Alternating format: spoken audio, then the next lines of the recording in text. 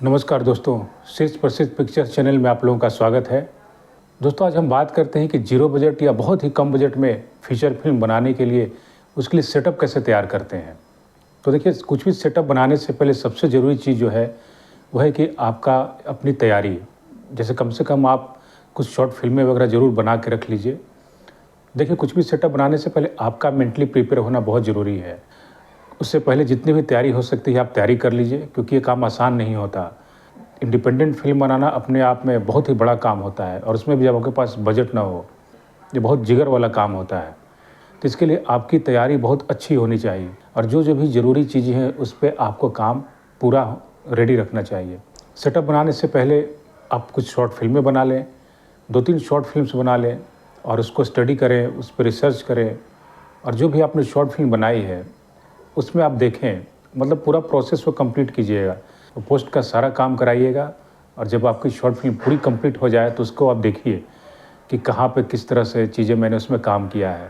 तो आप देखिएगा तो आपको समझ में आएगा कि हाँ, इसको ऐसे करते तो और बेहतर होता, इसको ऐसे करते तो ये और चीज़ बेहतर होता, ये और एनहांस होता। जब शुरुआती दौर में आप काम करेंगे तो कभी परफेक्शन होता नहीं, आपको बहुत सारी कमियां दिखेंगी, लेकिन ये आप करते करते ही सीखेंगे। तो पहली शॉर्ट फिल्म बनाएंगे तो उससे आप सीखेंगे, दूसरी बनाएंगे तो उसमें कम गलती होगी, क्योंकि आपको पता है कि पहली बार जब मैंने बनाई थी तो ये सारी गलतियां हुई थी। तो दूसरी बार जब काम करेंगे आप तो उसमें आपकी गलतियां कम रहेंगी, और तीसरी बनाएंगे तो और भी कम रहेगी। और क्या होता है कि आप 2-3 जब बना लेंगे तो आपका एक हाथ भी बैठ जाता है, और फिर एक जो टेम्परामेंट होता है, काम करने का जो तरीका होता है, तो आप एक लय में आ जाएंगे, रिदम में आ जाएंगे। तो क्या होता है कि फ़्लो में आना बड़ा ज़रूरी है। तो एक फ़्लो में आप आ जाएँगे जब, तो उसके बाद कोई बड़ा प्रोजेक्ट पे हाथ लगाएँगे, तो उतनी ज़्यादा मशक्कत नहीं आएगी। तो क्या है कि 2-3 प्रोजेक्ट आप बना लेंगे, तो उसमें तो एक फ़ायदा होगा कि जो भी कई सारी जो आपकी जो गलतियाँ होंगी उनसे आप सीखेंगे, और आपकी एक अपनी तैयारी हो जाएगी। और फिर जब बड़ा प्रोजेक्ट हाथ लगाएँगे, तो क्या होगा कि आप बहुत सँभल-सँभल कर काम करेंगे। एक बेसिक आपको पता होगा कि इन सब चीज़ों से बचना है, तो आप बिल्कुल उस तरह से एक स्टेट ऑफ माइंड में रहेंगे, उसी फ़्लो में आप निकाल ले जाएँगे। हालाँकि मुश्किल तो आती ही है, लेकिन फिर भी एक अच्छा रहता है। जैसे कहते हैं ना, कुछ भी चीज़ करने से पहले एक वार्म अप होना चाहिए, तो एक तरह से आपका वार्म अप हो जाएगा। और उसके अलावा जो आप अपनी स्टडी करते हैं, सिनेमा को लेकर, राइटिंग को लेकर, कैमरे को लेकर, तो ये सब भी आप मतलब जो है वो सारी तैयारियाँ आप अपने करें। और एक थोड़ा-थोड़ा ऐसा नहीं है कि उसमें आपको मास्टरी हासिल करना है। अगर आप जानते हैं तो बड़ी अच्छी बात है, ये आपके लिए एक तरह से बोनस का काम करेगा, ये प्लस पॉइंट रहेगा। लेकिन अगर नहीं जानते हैं तो एक थोड़ा-थोड़ा सेंस होना चाहिए। अब जैसे मान लीजिए कि आपका अगर डिपार्टमेंट राइटिंग का है या डायरेक्शन का है, तो म्यूज़िक हो गया, एडिटिंग हो गया, तो कोई ज़रूरी नहीं कि आपको आना ही चाहिए, क्योंकि हर चीज़ में एक आदमी परफेक्शन हो नहीं सकता, हर चीज़ में मास्टरी नहीं कर सकता। वो बहुत ही रेयर होता है, बहुत ही कम होता है वैसा। कम से कम उन जो चीज़ आपका जो दायरे में नहीं है, तो उसका कम से कम एक सेंस होना चाहिए। थोड़ा-थोड़ा एडिटिंग का सेंस होना चाहिए कि जो अगर एडिटर एडिट कर रहा है तो आप समझ सकें या उनको समझा सकें कि हाँ, हमको ऐसा चाहिए, ऐसा चाहिए। तो वो होना चाहिए। या म्यूज़िक में बैठ रहे हैं तो म्यूज़िक का थोड़ा बहुत एक जानकारी होनी चाहिए, साउंड की थोड़ी बहुत होनी चाहिए। तो ये सब जितना भी हो सकता है आप पहले तैयारी कर लें, तो ये आपके लिए बहुत ही फ़ायदेमंद रहेगा और हर जगह काम आएगा। नहीं तो ऐसे क्या होता है कि कोई भी कुछ भी काम कर रहा है और आपको पता ही नहीं चलेगा कि वो कैसा काम कर रहा है। वो तो अपने हिसाब से कर देगा, लेकिन जब आपको उसके बारे में आपकी थोड़ी बहुत भी जानकारी रहेगी, तो आप उसको गाइड कर सकते हैं कि नहीं, ये ऐसा थोड़ा चाहिए, इसको ऐसा चाहिए, इसमें मुझे थोड़ा-सा ऐसा चाहिए, यहाँ पे ये कट लगाइए, ये वाला ज़्यादा जा रहा है, ये इतना लंबा सीन नहीं चाहिए यहाँ पे। तो वो सब आपको उसके लिए थोड़ी-सी आपको जानकारी रखनी पड़ेगी। तो जब तक आप उस तरह से स्टेट ऑफ माइंड में नहीं आएँगे, उस तरह से एक टेम्परामेंट आपका जब तक बिल्डअप नहीं होगा, तो वो खुद ब खुद एहसास हो जाता है। जब आप बहुत सारी चीज़ें स्टडी करेंगे, तैयारी करेंगे, और जो भी आप प्रैक्टिकली काम करते रहेंगे, तो एक टाइम आएगा, एक वक़्त आएगा कि आपको खुद लगेगा कि हाँ, अब मैं फीचर फ़िल्म के लिए हाथ लगा सकता हूँ, उस पे काम कर सकता हूँ। तो ये खुद आपको एहसास हो जाएगा। जैसे मेरे केस में ऐसा ही था, जब मैं राइटिंग करने के लिए जब मैं सीख रहा था, तो उस दौरान छोटे-छोटे शॉर्ट फ़िल्में बनाता था। तो उस टाइम पे भी एक मौका मिला कि एक बंदा था तो बोला कि मिलकर ही बनाते हैं, थोड़ा बहुत जो भी होगा पैसे लगाएगा वो। तो मैं बोला कि नहीं, अभी रुक जाओ, मतलब इस चीज़ को हम करेंगे, लेकिन अभी मुझे थोड़ा-सा समय चाहिए। अभी मैं उस चीज़ के लिए मेंटली प्रिपेयर नहीं हूँ, क्योंकि मैं अभी राइटिंग में कॉन्सन्ट्रेट कर रहा हूँ, और फीचर फ़िल्म के लिए बहुत सारी चीज़ें सोचनी पड़ती हैं। एक उस लेवल की तैयारी करनी पड़ती है। फ़िल्म का जो फीचर फ़िल्म का कैनवास है वो काफ़ी बड़ा होता है। तो ऐसे ही नहीं होता है कि आप अचानक से एक टीम को लिए और सेट पे निकल गए। तो उस तरह से काम होता नहीं और हो भी नहीं पाएगा, क्योंकि क्या होता है कि स्टेप बाय स्टेप काम करना चाहिए। पहले मेरे हिसाब से पहले एक चीज़ में अगर आप घुसे हैं तो पहले एक चीज़ को आप पूरी तरह से उसको कंप्लीट कर लीजिए, फिर उसके बाद दूसरे जो स्टेप है, जो भी आपने सोचा है, फिर उस पे काम कीजिए। तो इस तरह से क्या होता है कि काम एक तरीके से होता है। मेरे केस में आप लेंगे तो शॉर्ट स्टोरी जो मैं लिखा करता था, तो उसके बाद फिर मैंने स्क्रीन प्ले लिखना फिर शुरू किया। तो मैं 4 साढ़े 4 साल मैंने सिर्फ राइटिंग का ही काम किया। उस दौरान कई जगह पे अपनी अर्निंग के लिए भी राइटिंग से मैं जुड़ा और अपना प्रैक्टिस भी करता रहा और सीखता रहा। तो 4 साढ़े 4 साल काम करने के बाद मैंने 4-5 स्क्रिप्ट भी तैयार किए उस दौरान। तो उस समय काफ़ी बड़े-बड़े स्क्रिप्ट थे, तो आइडिया नहीं था कि बजट को लेकर कोई दिक्कत आता है। तो क्योंकि आप सोचते हैं तो दिमाग में लेकर ही नहीं सोचते हैं कि इसका बजट क्या जाएगा, नहीं जाएगा। जो आइडिया आया उसको लेकर आप काम शुरू कर देते हैं। तो ये सब चीज़ करते-करते ही समझ में आती हैं। फिर बाद में मुझे समझ में आया कि नहीं, पहली बार में बजट की बड़ी दिक्कत होती है, कोई पैसा लगाने के लिए तैयार नहीं होता है। तो फिर मैंने बाद में सोचा कि क्यों ना एक छोटे बजट से ही तैयारी की जाए। तो फिर छोटे बजट के लिए आइडिया क्रिएट करना शुरू किया, फिर लिखना शुरू किया, जिसमें फिर बुचा पे काम शुरू हुआ, जो फीचर फिल्म मैंने बनाई। तो कहने का मतलब ये है कि जो अपना फीचर फिल्म के लिए जो सेटअप बनाएंगे, उससे पहले आपकी अपनी तैयारी करनी बड़ी ज़रूरी है। हर तरह से पूरा आप प्रिपेयर हो जाइए। जब लगे कि हाँ, अब मैं फीचर फिल्म के लिए हाथ लगा सकता हूँ, तो फिर सेटअप बनाना शुरू कीजिए। अब सेटअप बनाने के लिए देखिए कई सारी ज़रूरी चीज़ें हैं, लेकिन 3 जो है बहुत ही इम्पोर्टेंट चीज़ है। एक तो आपके पास स्क्रिप्ट होनी चाहिए, और दूसरी आपके पास आर्टिस्ट की टीम होनी चाहिए, और तीसरा आपके पास कैमरा होना चाहिए। तो ये 3 चीज़ है तो फिर आप मतलब बाकी चीज़ पिरो सकते हैं, क्योंकि ये 3 ही पिलर हैं। और स्क्रिप्ट में भी आपको ऐसा लिखिए कि जिसमें बजट ज़्यादा ना जाए या बिल्कुल ना जाए। मतलब एकदम कम आर्टिस्ट को लेकर लिखिए, ऐसा लिखिए कि जिसमें कम आर्टिस्ट हो, लोकेशन का ज़्यादा झंझट ना हो।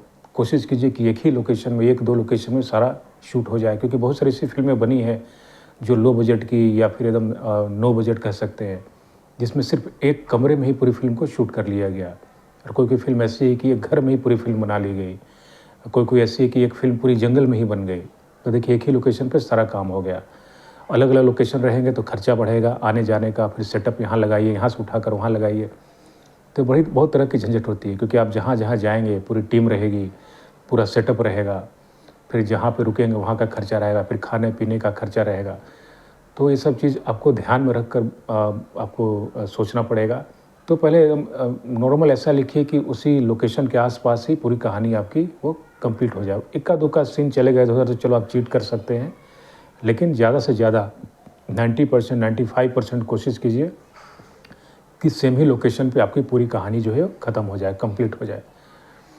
तो सबसे पहले इस तरह की स्क्रिप्ट लिखिए। और दूसरा जो सबसे इम्पोर्टेंट है वो है आर्टिस्ट। अगर आपके पास मार्केट के आर्टिस्ट हैं जो आपके अच्छे फ्रेंड हैं, मित्र हैं, तब तो आपका काम बहुत ही आसान हो जाएगा।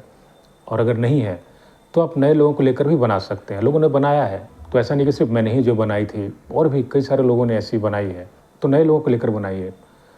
तो नए लोग में एक तो वो हैं कि नॉन फिल्मी हैं, वो भी हो सकते हैं, डिपेंड करता है कि आप उनसे कैसे काम करा पाते हैं। और नहीं तो फिर जो थिएटर करते हैं, तो मेरे केस में क्या था कि मैंने प्रेफरेंस दिया था थिएटर वाले लोगों को, क्योंकि मुझे पता था कि जो थिएटर करते हैं तो उनको तो बेसिक जानकारी होती है और उनको पता होता है कि अभिनय कैसे करना है, क्या करना है। बाकी तो आप अपने हिसाब से उनको गाइड कर ही देंगे, थोड़ा सा समय देंगे तो वो भी उनको पता हो जाता है कि उनको क्या करना है। तो आर्टिस्ट जो है ये बड़ी इंपॉर्टेंट चीज़ है। तो आर्टिस्ट का सेटअप बनाना शुरू कीजिए। तो उसमें जैसे मान लें कि अगर 1, 2, 3 भी कोई आर्टिस्ट को अगर आप जानते हो, तो उनके थ्रू एक चेन बन जाएगा। आप उनको बोलिए कि और भी आर्टिस्ट लेकर आए, जिसमें बजट का कोई इशू ना हो। मतलब ऐसे आर्टिस्ट लेकर आएँ जो सिंसियर हों, जो पैशनेट हों, जो अच्छा काम करना चाहते हों।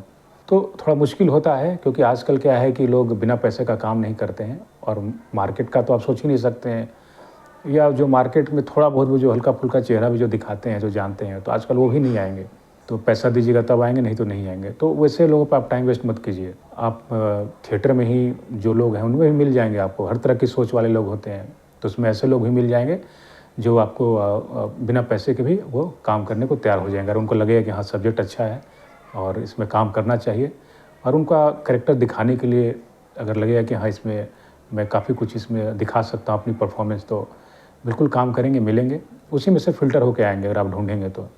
तो इस तरह से आप आर्टिस्ट की टीम बना लीजिए। जो भी आपकी स्क्रिप्ट में जो रिक्वायरमेंट जो है, जिस तरह से रिक्वायर्ड आर्टिस्ट हैं, और ये जब हो जाए तो उसके बाद कैमरा। देखिए कैमरा बड़ी इंपॉर्टेंट चीज़ है, क्योंकि कैमरा रहेगा तभी आप कुछ चीज़ें शूट कर पाएँगे। तो उसमें देखिए 2 तरीका है, या तो आप मतलब आपके कोई सर्कल में पता कीजिए कि कोई अगर ऐसा दोस्त है जिसके पास कैमरा हो। तो ये मैटर नहीं करता है कि बहुत ही बड़ा कैमरा हो, बहुत ही महँगा कैमरा हो, ऐसा कुछ नहीं है। बहुत ही कम बजट का भी अगर कैमरा अगर उसने रखा है, जो बेसिक रिक्वायरमेंट जो फुलफ़िल के लिए चाहिए, जैसे वीडियो की क्वालिटी अच्छी हो, तो बस उतना में भी काम चल जाएगा। क्योंकि क्या होता है कि साउंड की क्वालिटी तो ज़्यादातर वो अच्छी आती नहीं है, वो तो आपको अलग से ही साउंड रिकॉर्ड करना पड़ेगा। जनरली क्या होता है कि लोग डब कराते हैं और नहीं तो सिंक साउंड का यूज़ करते हैं जो लाइव करते हैं।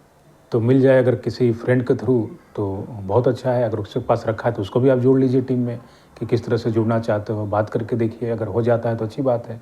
उससे अच्छा है कि मेरे हिसाब से कि आप एक परचेज़ कर लीजिए। आजकल तो 40,000 में भी, 50,000 में भी, 60,000 में भी मतलब अच्छा डिजिटल कैमरा मतलब आता है, मार्केट में है कि आप उससे भी फ़िल्म शूट कर सकते हैं, फीचर फ़िल्म। वो मैटर नहीं करता है कि आपके पास एलेक्सा ही होना चाहिए या रेड ड्रैगन होना चाहिए, होना चाहिए, वो होना चाहिए। उस पे भी आप कर सकते हैं, क्योंकि शुरुआती दौर है। शुरुआती दौर में आप एक ऐसा बनाइए कि जिसमें वीडियो क्वालिटी अच्छी हो, साउंड भी आ जाए और एक अच्छी कहानी हो और एक अच्छा परफॉर्मेंस करवा लीजिए, बस और कुछ नहीं चाहिए। तो शुरुआत में बहुत ज़्यादा सोचने की ज़रूरत नहीं है, ये सब सेटअप बना के भी आप काम शुरू कर सकते हैं।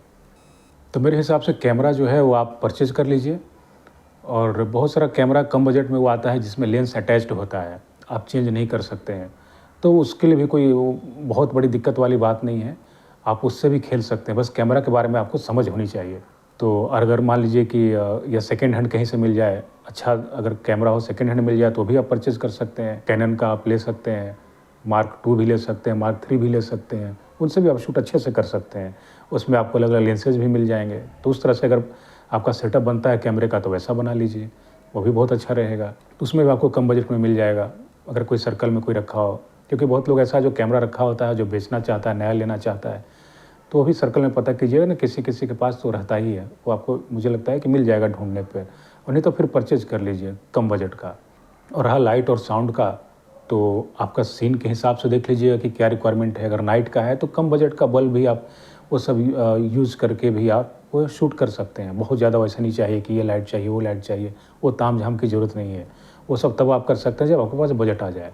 और जहाँ तक साउंड की बात है तो आप लाइव भी रिकॉर्ड कर सकते हैं। आजकल तो एक से एक ज़ूम का बहुत बढ़िया-बढ़िया डिजिटल रिकॉर्डर आ गया है। 6-6 चैनल का मिल जाएगा, तो आप उससे बड़े अच्छे से आप रिकॉर्ड कर सकते हैं। तो आप उस तरह का आप सेटअप बना सकते हैं। तो ये 3 तो बहुत ही इम्पोर्टेंट सेटअप है आपका। एक राइटिंग हो गया आपका, एक ऐसे स्क्रिप्ट की जो आपको कम बजट में जो आपने तैयार किया हो या लिखा हो, या फिर कोई अपने सर्कल में हो जिसको जानते हो, या उससे आप अरेंज कर लीजिए। और दूसरा जो हो गया आर्टिस्ट का सेटअप बना लीजिए, और तीसरा कैमरे का सेटअप बना लीजिए। अब बाकी इनसे जुड़ी-जुड़ी बहुत सारी चीज़ें हैं, जैसे इन सब चीज़ों के अलावा हो गया आपका प्रॉपर्टीज़ का सेटअप हो गया, कॉस्ट्यूम का सेटअप हो गया, फिर प्रोडक्शन में आ जाइए तो फिर रहने खाने का, तो ये सब उन सब से जुड़ी हुई ये सब कैटेगरीज़ हैं। तो मेन तो यही 3 पिलर हैं। ये सब सेटअप जो आपके पास अगर हो जाए, देखिए पोस्ट का काम भी मत सोचिए कि एडिटिंग होगा, म्यूजिक होगा, क्या होगा, देखिए उसको आप बाद में सोचिएगा। पहला फेज़ में कोशिश कीजिए कि कम से कम एक मेरी फ़िल्म जो है शूट हो जाए। आप पूरा इकट्ठा लेकर चलेंगे ना, सोच कर चलेंगे, पोस्ट का ही काम सोच कर चलेंगे तो फिर वो अटक जाएँगे आप, अगर बजट नहीं है तो, या कम बजट है तो आप सोचिएगा कि कैसे करा पाएँगे, काम ही नहीं करा पाएँगे। मेरा भी वही था कि जो मेरे केस में ये था कि मैंने सोचा था कि सबसे पहले मैं सेटअप बनाऊँगा। सेटअप जब बन गया मेरा, तो उसके बाद है कि चलो सबसे पहले पहला पार्ट में मैं फ़िल्म को शूट कर लूँगा, फिर बाद में देखूँगा। अरे एटलीस्ट पड़ा तो रहेगा मेरे पास, कम से कम एक फ़ेज़ तो मैंने निकाल लिया। और उसके बाद फिर देखेंगे कैसे-कैसे क्या होता है। तो आपके पास जो फुटेज रहेगा, रेडी रहेगा, तो उसका भी ऑप्शन होता है, कहीं न कहीं आप अरेंज कर सकते हैं, काम करवा सकते हैं धीरे-धीरे। मतलब आप देखिएगा मार्केट में जिनकी पहली प्रोजेक्ट है, जिन्होंने बिल्कुल कम बजट में या फिर नो बजट में जो फ़िल्में बनाई हैं, तो उसमें देखिए कि 4-4 साल लग गए, किसी को 3 साल लग गए, किसी को 2 साल लग गए। और डिपेंड करता है कि आपका सर्कल कैसा है, कौन-कौन से लोग सपोर्ट कर रहे हैं, तो ये सब चीज़ों पे वो डिपेंड करता है। तो देखिए ये सब चीज़ जब हो जाए, तो लोकेशन देखिए बहुत ही इंपॉर्टेंट चीज़ है। लोकेशन पर जब जाइए, तो वहाँ पे सारा चीज़ आप अरेंज कर लीजिए, और लोकेशन ऐसा मत रखिए कि कुछ शूट यहाँ करें, कुछ शूट वहाँ करें। मतलब अगर जैसे मेरे केस में मेरा विलेज का जो है वो पूरा सीन था, तो एक ही विलेज में मेरा सारा काम हो गया और कहीं आने-जाने की ज़रूरत नहीं पड़ी। सिर्फ़ विलेज में जो अलग-अलग घर होते हैं, जैसे मान लीजिए कोई 10 कदम दूरी पे है, कोई 20 कदम दूरी पे घर है किसी का, क्योंकि जैसा चाहिए उस हिसाब से घर देखना पड़ता है। फिर बाहर का कैसा रहेगा, आंगन कैसा रहेगा, फिर नदी कहाँ पे है, क्या है। तो उसी गाँव में ना, तो उतना तो बाई वॉक करके भी आप जा सकते हैं, लेकिन जहाँ पे गाड़ी से जाने की ज़रूरत पड़ेगी तो बड़ा ही वो उसमें टाइम वेस्ट भी होता है, खर्चा भी होता है। तो वो सब चीज़ से बचिएगा। तो कोशिश कीजिए कि एक लोकेशन पे ही सारा काम मेरा हो जाए। तो सोचने के ऊपर है, वैसे स्क्रिप्ट के ऊपर, सब कुछ देखिए स्क्रिप्ट के ऊपर है। वैसे स्क्रिप्ट आप अगर आपने रेडी कर ली है तो आपका काम बहुत ही आसान हो जाएगा। मतलब मेरा कहने का मतलब है कि अगर आपने स्क्रिप्ट जो है उस तरह का अगर तैयार कर लिया है तो समझिए कि आपका 50% काम हो गया। अब बाकी 50% आपको मैनेज करना है। लोकेशन के लिए भी देखिए, आपके पास अगर बजट नहीं है, कम बजट में सब कुछ कर रहे हैं, तो आपको रेकी पे बार-बार जाना पड़ेगा। ऐसा नहीं कि एक बार में, एक बार गए, वहाँ पे जो भी लोकेशन है घर का और जहाँ पे आप जो सीन करना चाहते हैं, फ़िल्माना चाहते हैं, रोड का हो, नदी का हो या फिर और जहाँ-जहाँ आउटर हो, एक्सटीरियर हो, इंटीरियर हो, जो भी जहाँ-जहाँ जंगल का हो, तो सब जगह का आप जो है वो कई सारे फ़ोटोज़ निकालिए, अलग-अलग एंगल से निकालिए। तो हर लोकेशन का जहाँ-जहाँ आपका सब बनाया है, जो भी ब्लॉकिंग किया हो, सब निकालिए। फिर आकर वापस कंप्यूटर पे या लैपटॉप पे उसको देखिए, समझिए, उसको स्टडी कीजिए। तो आपको लगे कि हाँ, अब ये थोड़ा-सा छूट गया, रह गया, अगली बार जाऊँगा तो इसको और अच्छे से देखता हूँ। क्योंकि एक बार में आप अच्छे से ऑब्ज़र्व नहीं कर पाएँगे, तो उसको दूसरी बार जाएँगे तो बड़े अच्छे से ऑब्ज़र्व कर पाएँगे। अब जैसे मान लीजिए कि मेरे केस में एक किराना दुकान था गाँव में, 2 था अलग-अलग। तो उसके लिए भी मुझे जैसे रेकी करने जब मैं गया था तो एक बार में समझ में नहीं आया कि अच्छा दुकान देखा तो था, लेकिन कैसा था। मोबाइल में लिया हूँ तो इधर का नहीं ध्यान दिया, दरवाज़ा किधर से है। तो जब आप स्टडी करेंगे तो आप सीन के हिसाब से फिर आप सोचेंगे, जब तो लगेगा अगर इसका दरवाज़ा इधर था या इधर था। तो फ़ोटो तो मैंने ले लिया है, लेकिन फिर से एक बार जाकर देखते हैं। तो बहुत ही गौर से सब चीज़ ऑब्ज़र्व कीजिएगा, बारीकी से स्टडी कीजिएगा, तब जाकर वो एक-एक जो है लोकेशन जो है तैयार होता है। कि अच्छा हाँ, ये ऐसा रहेगा, आर्टिस्ट यहाँ दरवाजे के पास यहाँ खड़ा रहेगा, शॉपकीपर वहाँ अंदर में इधर इस डायरेक्शन में बैठा होगा, ये ऐसे बोलेगा और इधर से बोल कर निकल जाएगा। तो ये सब चीज़ें बहुत स्टडी करनी पड़ती हैं। आप जितना ज़्यादा लोकेशन पे रेकी पे जाएँगे उतना आपके लिए अच्छा रहेगा। सारा चीज़ जब आप कर लें, जब लोकेशन का फाइनल हो गया और उसके बाद जो भी आपके जो फ़िल्म के जो स्क्रिप्ट के हिसाब से जो प्रॉपर्टीज़ की जो रिक्वायरमेंट है, क्या-क्या प्रॉप्स चाहिए, वो सब अरेंज करके आप सारा सेट पे रखवा दीजिए। कि आपको बार-बार ऐसा नहीं कि सेट पे गए तो पता चला कि अरे ये चीज़ नहीं अरेंज हुआ है, अरे पिस्टल नहीं अरेंज हो पाया, पिस्टल ढूँढो, अरे उसका कॉस्ट्यूम नहीं मिल रहा है, ऐसा कॉस्ट्यूम उसका ढूँढो, या उसका ऐसा छतरी इस कलर का चाहिए, नहीं मिल रहा है, छतरी ढूँढो। तो ये सब प्रॉपर्टीज़ में बहुत ही टाइम वेस्ट होता है। तो आप कोशिश कीजिए कि आप शूट शुरू करने से पहले सारा प्रॉपर्टीज़ का अरेंजमेंट करवा कर रखवा दीजिए लोकेशन पे। फिर कॉस्ट्यूम का देख लीजिए, सारे आर्टिस्ट का कॉस्ट्यूम्स क्या-क्या है, फीमेल का क्या-क्या कॉस्ट्यूम है, मेल का क्या-क्या कॉस्ट्यूम है, वो सब अरेंज करके रखवा लीजिए सब वहाँ पे, एक-एक चीज़। तो और फिर जब प्रोडक्शन की बात करें तो आपके टीम में कौन-कौन से लोग हैं, प्रोडक्शन का एक ज़िम्मेदारी दे दीजिए, जो आपके विश्वास के लोग हैं, 1-2 लोग रखिए ऐसा जो आपका काम मतलब आसान करे, क्योंकि हर चीज़ में आप इन्वॉल्व नहीं हो सकते, कम से कम प्रोडक्शन का तो छोड़ दीजिए। तो उसमें वहाँ 1-2 बंदे रहेंगे तो वो सारा आपका देखेंगे। फिर खाने-पीने का जो अरेंजमेंट रहेगा वो सब आप शेड्यूल तो आप ही बनाइएगा कि कब लंच होगा, कब ब्रेकफास्ट होगा, कब डिनर होगा।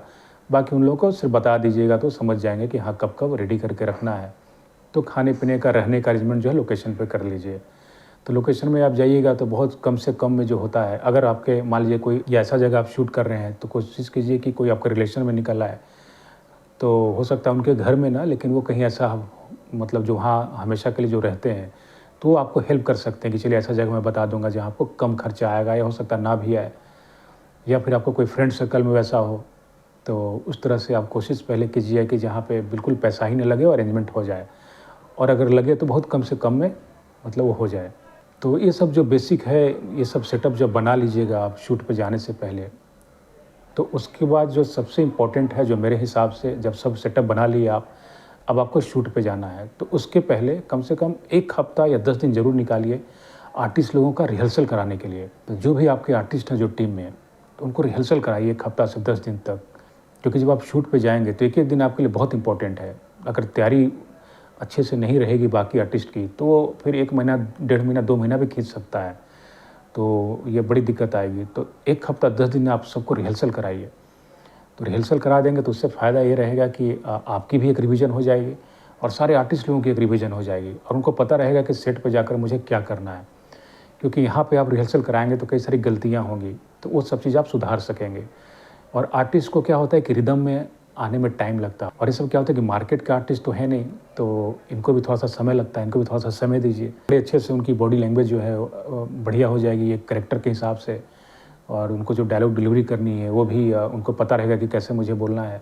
तो ये सब चीज़ बहुत हेल्प मिलेगी आपको, बहुत ही ज़्यादा हेल्प मिलेगी।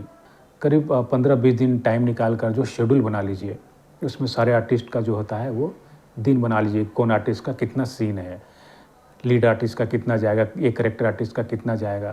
तो इस तरह से सबका एक शेड्यूल बना लीजिए, किसका कितने दिन का रहेगा।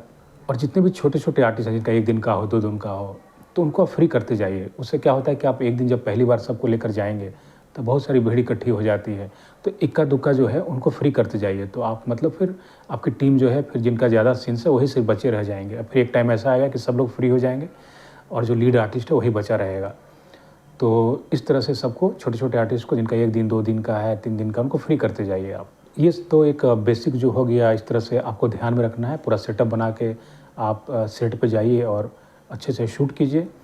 और कितना भी आप करेंगे बचाकर समय, तो आप कम से कम आपको 1 महीना, 5 दिन 10 दिन और लगने वाला है, लग ही जाएगा। और हड़बड़ी मत कीजिएगा, आराम से कीजिए। ऐसा नहीं कि हड़बड़ी में बहुत सारी गलतियाँ हो जाए और आपको फिर से जाना पड़े। इसलिए अच्छा है कि चाहे 5 दिन 10 दिन ज़्यादा लग जाए, लेकिन सोच समझकर आराम से कीजिए। जब शूट पूरी तरह से आपकी कंप्लीट हो जाए। तो रहा पोस्ट का काम। तो पोस्ट का काम में देखिए क्या होता है कि अब तो खर्चे वाला काम है, तो उसमें कहीं भी जाएंगे तो एडिटर जो है अब वो तो एडिट करने का बोलेगा ही। देखिए पोस्ट का काम रहेगा तो आप कोशिश कीजिएगा कि जो मार्केट के जो एडिटर जो एडिट करते हैं तो उनके पास मत जाइए, क्योंकि क्या होता है कि उनका अपना बजट होता है, तो आप वो अफोर्ड नहीं कर पाएंगे। तो उनके जो असिस्टेंट लोग होते हैं या फिर कुछ ऐसे लोगों को पता कीजिए जो नया है, जैसे मान लीजिए कि कोई पास आउट हुआ है एडिटिंग करके, तो वो भी ढूंढ रहा होता है काम, उसको भी एक अच्छा काम चाहिए, तो भी सोचता है कि कहीं हाथ साफ करूँ, कुछ ऐसा काम, अच्छा काम मिल जाए। तो ऐसे लोगों को पता कीजिए अपने सर्कल में। तो ऐसा अगर मिल जाए तो बहुत अच्छा है, क्योंकि आपकी भी रिक्वायरमेंट है कि मतलब बिना पैसे दिए कोई ऐसा आ जाए, या फिर बहुत कम मतलब देना पड़े, तो उतना तो मैनेज करना पड़ेगा। कोई कोई ऐसा भी हो सकता है मिल जाए कि जो आपसे 1 पैसे न ले, क्योंकि उसको भी एक अच्छा काम मिल जाएगा और वो देखेगा कि भाई चलो बिना बजट की बन रही है, तो उसका भी एक अपना प्रोफाइल बनेगा। तो ऐसा भी होता है। तो इस तरह से फिर म्यूजिक वाले में भी आप देखें तो म्यूजिक में भी जो लोग नए हैं उनके पास जाइए, जो मतलब नया जो काम ढूंढ रहे हैं, तो वैसा लोगों को पता कीजिए कि जो म्यूजिक में नया है, जो म्यूजिक डायरेक्टर बनना चाहता हो लेकिन उसको कहीं काम नहीं मिल पा रहा, वो भी ढूंढ रहा हो। तो ये सब टकराने की बात है। आप बहुत दौड़ भाग करेंगे तो कोई नहीं कोई आपको ऐसा लोग मिल ही जाएगा। तो उनके असिस्टेंट पकड़िए, और नहीं तो जो यंग है, बिल्कुल पास आउट हुआ है, जो कुछ करना चाहता है, नया कुछ करना चाहता है मार्केट में, तो ऐसे लोगों को ढूंढिए, पता कीजिए। साउंड में भी वैसे ही देखिए कि कोई काम ढूंढ रहा हो। कुछ देखिए हर लोग चाहता है कि कुछ ऐसा टीम मिले, और सब लोग देखिए, कुछ लोग जो नए लोग आते हैं तो उनका ध्यान पैसे पे ही नहीं होता, वो काम ढूंढ रहे होते हैं कि चलो कहीं काम मिले तो उससे एक्सपीरियंस बनेगा। तो क्या होता है, एक्सपीरियंस जब बनेगा तो उसके बाद आप पैसे का डिमांड कर सकते हैं। शुरू में कोई भी पैसे नहीं देता कोई किसी को, तो आपका एक्सपीरियंस जो बनेगा, जो अनुभव होगा, वही अनुभव का पैसा मिलता है। कि साउंड का बंदा हो, चाहे म्यूजिक का बंदा हो, चाहे एडिटर हो, तो भी एक अच्छा काम ढूंढ रहा होता है। तो उसके लिए भी एक होता है कि चलो मेरी एक अच्छी प्रोफाइल बन जाएगी और एक इंडिपेंडेंट प्रोफाइल बनेगी। देखिए इंडिपेंडेंट एक बहुत ही इंपॉर्टेंट जो है क्रेडिट होता है। क्योंकि क्या होता है कि आप कहीं असिस्टेंट के तौर पे काम करेंगे तो मार्केट में उठा, अच्छा ठीक है असिस्टेंट था, ऐसा होता है। क्योंकि देखिए आगे चलकर हर कोई इंडिपेंडेंट काम करना चाहता है, वो चाहता है कि मेरा एक इंडिपेंडेंट प्रोफाइल बने। तो उसका एक वैल्यू होता है कि अच्छा इंडिपेंडेंट म्यूजिक डायरेक्टर है, ये इंडिपेंडेंट एडिटर है, ये इंडिपेंडेंट साउंड वाला बंदा है, तो इसका मतलब इंडिपेंडेंट काम किया है। क्योंकि देखिए कोई भी असिस्टेंट लोग जो काम करता है तो उसका भी एक ड्रीम होता है कि आगे जाकर, उसका भी एक सपना होता है कि आगे जाकर मैं इंडिपेंडेंट बनूं। इंडिपेंडेंट करने का मतलब इंडिपेंडेंट, मैं अगर म्यूजिक में है तो मैं म्यूजिक डायरेक्टर बन जाऊं, या फिर मैं कैमरा अगर सीख रहा हूं तो मैं आगे चलकर डीओपी बन जाऊं, डायरेक्टर ऑफ फोटोग्राफी, या फिर मैं साउंड में हूं तो एक साउंड इंजीनियर बन जाऊं आगे जाकर। तो हर किसी का सपना होता है। तो मान लीजिए अगर आपको छोटे प्रोजेक्ट से ही, अगर आपको जो अगर फीचर फिल्म का प्रोजेक्ट है, वो अगर कोई इंडिपेंडेंट काम करने का मौका मिल रहा है तो कितनी बड़ी बात है। क्योंकि जल्दी मिलता नहीं है, आपको इंडिपेंडेंट काम जल्दी कोई देता नहीं है। तो जो अच्छे टेक्नीशियंस होते हैं, चाहे उनको पैसा मिले ना मिले, पहली बार में कोई मैटर नहीं करता है, लेकिन काम अच्छा हो, सिनेमा को समझते हैं, तो बिल्कुल ऐसा काम वो ढूंढ रहे होते हैं और उस तरह से काम को छोड़ते भी नहीं। उनको पता है कि यही काम मुझे आगे बढ़ाकर कहाँ तक ले जाएगा, एटलीस्ट मेरा प्रोफाइल तो बने। एक इंडिपेंडेंट प्रोफाइल बनेगा तभी तो मैं कहीं जाऊंगा, तो उसके बेसिस पे मुझे दूसरी प्रोजेक्ट मिलने में आसानी हो जाएगी। वो कहीं भी बताएगा तो बोलेगा कि इस फिल्म में मैंने इंडिपेंडेंट ये काम किया था। तो बहुत ही उसका फ़ायदा मिलता है, क्योंकि मार्केट में जो आपका क्रेडिट्स पे जो नाम दिखता है तो उससे ही काम मिलता है। तो देखिए, बहुत ज़रूरी है कि सबसे पहले तो आप अपनी बहुत अच्छी तैयारी रखिए, चाहे प्रैक्टिकली हो या फिर आपका जो सिनेमा की समझ हो, स्टडी हो, रिसर्च हो, वो सब जब पूरी तरह से आप कर लें, जब आपको लगे कि हाँ, अब मैं फीचर फिल्म बनाने के लिए पूरी तरह से रेडी हूँ, तब अपना आप एक सेटअप बनाना शुरू कर दीजिए। तो इस तरह से सबसे पहले आप एक लो बजट की स्क्रिप्ट लिखिए और आर्टिस्ट लोगों की टीम बनाइए और फिर कैमरा का सेटअप बनाइए। तो ये सब करने के बाद बाकी जो बताया कि जो भी रिक्वायरमेंट जो उससे जुड़े हुए चीज़ें हैं, प्रॉपर्टीज़, कॉस्ट्यूम हो गए, ये सब चीज़, तो वो सब चीज़ का अरेंजमेंट आप कर लीजिए। फिर अपना शेड्यूल बनाइए, लोकेशन पे जाके लोकेशन फाइनल कीजिए, 2 बार 3 बार रेकी पे जाइए, जितना जाएँगे उतना अच्छा है। और फिर आर्टिस्ट लोगों को रिहर्सल ज़रूर कराइए 7 दिन से लेकर 10 दिन के बीच। और ये सब चीज़ जब हो जाए आपका, तो फिर बिल्कुल सेट पे जाइए और जहाँ आपका लोकेशन है वहाँ पे आप शूटिंग शुरू कर दीजिए। और जब शूटिंग ख़त्म हो जाए, कंप्लीट हो जाए, तो 1 हफ़्ते का ब्रेक ज़रूर लीजिए और जो भी आप शूट करके आए हैं वो सब देखिए कि कैसा शूट हुआ है या नहीं हुआ है। देखिए, जनरली क्या होता है कि जो भी आप शूट करेंगे, तो जब लौट कर आते हैं, चाहे बड़ी फ़िल्मों का भी ले लीजिए, हर तरह की फ़िल्मों की, तो 2 दिन, 3 दिन, 4 दिन वो पैच वर्क के लिए रखा जाता है, जिसमें कुछ-कुछ जैसे छूटा हुआ चीज़ रहता है कि हाँ, इसको और ले लें तो और अच्छा हो जाएगा। तो कुछ-कुछ घटता रहता है एडिट में, तो वो सब चीज़ के लिए वो जाते हैं कि ये थोड़ा-सा सीन और डाल दें तो और बेटर हो जाएगा, या थोड़ा-सा एस्टेब्लिश हो जाएगा। तो वो 2 दिन 3 दिन का वो रहता है। जैसे हम लोग भी गए थे, तो मैं भी 2 दिन के लिए गया था, तो बाकी चीज़ें सिर्फ़ वो सीन्स नहीं होते हैं, कुछ-कुछ टुकड़े में शॉट्स होते हैं ज़्यादातर। तो वो सब शॉट्स जो होता है आप रिकॉर्ड करके ले आइए और फिर उसको जहाँ-जहाँ पे सीन के हिसाब से तो वो कहीं पे घट रहा होता है तो फिल अप के लिए वो यूज़ कर लेते हैं। क्योंकि शूट जब कंप्लीट हो जाए तो फिर अब रहा पोस्ट का काम। तो पोस्ट में जैसे मैंने बताया कि नए-नए लोगों को आप ढूँढिए, यंग लोगों को ढूँढिए जो पास आउट हुए हैं, या फिर अपने सर्कल में ऐसा ढूँढिए। देखिए, हर लोग हर तरह का डिपार्टमेंट का होता है, कोई साउंड में जाना चाहता है, कोई एडिटर बनना चाहता है, कोई म्यूज़िक का काम में जाना चाहता है, तो उस तरह का लोग ढूँढिए। तो इस तरह से थोड़ा समय लगेगा, लेकिन वो चीज़ें मतलब कहते हैं ना कि बनते-बनते बन जाती हैं। तो ये एक बेसिक जो होता है, जो मेरा अनुभव रहा, जो भी मैंने भूचा फ़िल्म शूट किया और जो मुझे जिस तरह से मैंने काम किया और जो भी मेरा अनुभव रहा, तो सब मैं आप लोगों से साझा किया हूँ, ताकि जो भी फ़िल्म में, सिनेमा में जो बिना बजट का या फिर जिनके पास बजट नहीं है या फिर बहुत कम है, तो वो पीछे रह जाते हैं। फिर वो सोचते-सोचते छोड़ देते हैं कि चलो हटाओ, अब ऐसे काम नहीं होगा, मतलब नहीं बना पाएँगे। लेकिन थोड़ा-सा विल पावर दिखाइए और अपनी तैयारी अच्छी रखिए और इस तरह से सेटअप बनाइए और टुकड़ों में काम कीजिए। पहले भाग में सोचिए ये निकालें, दूसरे में, तीसरे में, तो चीज़ें फिर हो जाएँगी। तो एक बार इस तरह से करके देखिए और मुझे लगता है कि इससे ज़रूर आपको बूस्टअप मिलेगा। जो भी मैंने आपसे शेयर किया है, ये एक अनुभव शेयर किया है, जो भी मैं उस चीज़ से गुज़रा हूँ। तो दोस्तों, ये वीडियो था कि कैसे अगर ज़ीरो बजट में कोई फीचर फ़िल्म बनाना चाहते हैं तो उसके लिए कैसे सेटअप बनाएँ। तो मुझे उम्मीद है दोस्तों कि जो बेसिक आपको बताया तो आप लोगों को पसंद आया होगा। दोस्तों, अगर ये वीडियो आप लोगों को पसंद आई होगी तो प्लीज़ इसे लाइक, सब्सक्राइब और शेयर ज़रूर करें। तो दोस्तों, मिलते हैं अगले वीडियो में एक नए टॉपिक के साथ। धन्यवाद।